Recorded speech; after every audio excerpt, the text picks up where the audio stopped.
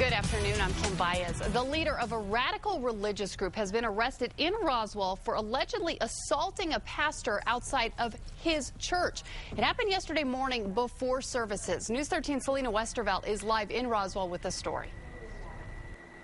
Kim, 3 people were arrested and they're associated with the Watchmen for Christ Church. Now, one of them is charged with battery after allegedly pushing a pastor to the ground and hitting him. This is YouTube video of members from the Watchmen for Christ protesting at different events in this past year.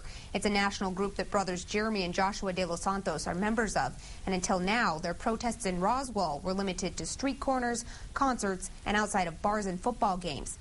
But this weekend, the group upped its ante, protesting at several churches around town. Then things turned violent. Three different gentlemen, jumped on top of one of our associate pastors and knocked him down. He's in his 60s. I think it's very interesting. That's the person they chose to go after. But, he's doing wonderful. He's walking in forgiveness. 29-year-old Ronaldo Iglesias is charged with assaulting Church on the Move's associate pastor, Savino Sanchez, right outside the church.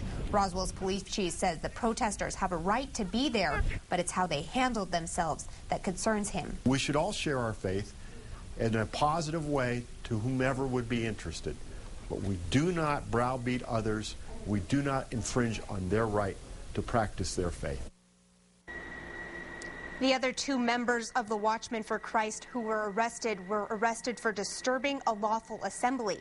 Now, the Church on the Move is a non-denominational church. The 2 other churches where police were called to because of protesters this weekend are a Catholic church and a Jehovah's Witness church in the area. Kim, back to you. Okay, thanks, Selena. Now, we did ask the Watchmen for Christ why they chose those 3 churches to protest. They refused to comment. Police say they don't know either. They say the group didn't have a specific message that they targeted at those churches. Meanwhile, Jeremy de los Santos has been arrested twice before in Roswell for protesting. Both arrests were earlier this year.